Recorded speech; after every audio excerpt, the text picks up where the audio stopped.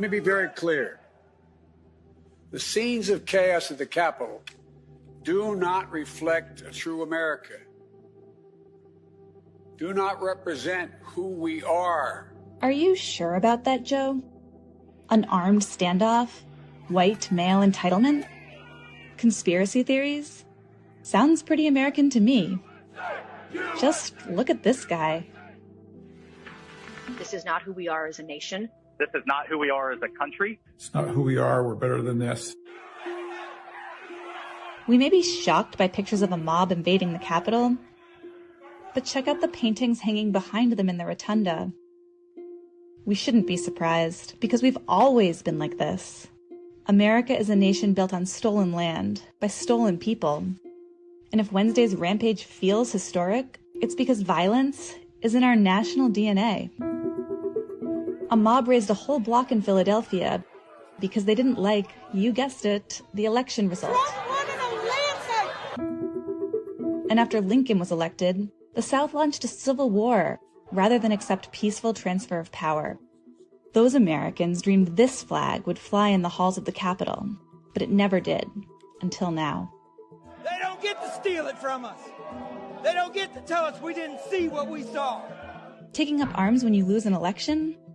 That's American tradition. I look to history, to the precedent of the 1876 election, the Hayes-Tilden election where... Glad you remember that one, Ted. That was when Black Americans were subjected to a century of Jim Crow terror, a trade-off for electoral peace.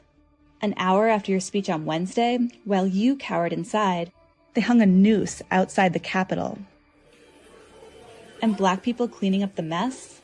That's another all-American tradition. This is where centuries of white entitlement leads. Oh, there we go. Storm the Capitol and meet hardly any resistance. A cop is not a threat. He's a photo opportunity. And instead of a jail cell, you toast your criminality in a hotel lobby.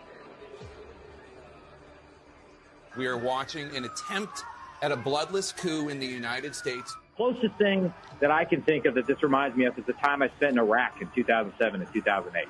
These aren't foreign insurgents. They are us. They shop at Walmart. They watch the Super Bowl. And they're not going anywhere. We were normal, good, law-abiding citizens, and you guys did this to us. We want our country back. And for the purest expression of the American way, just look at the man responsible for Wednesday's violence. A man who leads by Twitter, who knows that if you have enough money, they'll let you do anything. He told us who he was, and we picked him, because this is exactly who we are. And after this, we're going to walk down, and I'll be there with you. We're going to walk down. America, land of the snake oil salesman. Let me be very clear. The scenes of chaos at the Capitol do not reflect a true America. No, Joe. This was a perfect distillation of everything America is and has always been. Your platitudes spin a fantasy as absurd as QAnon, that repeating, this is not who we are, will somehow make it true. Of course, this isn't everything we are. The 82-year-old hands that used to pick somebody else's cotton went to the polls and picked her youngest son to be a United States Senator. Just hours before the violence began, Georgia elected its first Black senator. But we can only realize our strength if we stop whitewashing our sins. We are a nation forged in racist violence, a society that values wealth over wisdom, a country where personal ambitions mean more than morality, masked with false piety, where citizens wreak havoc on the very institutions that enable them. And get the t-shirt, too. This is the United States of America.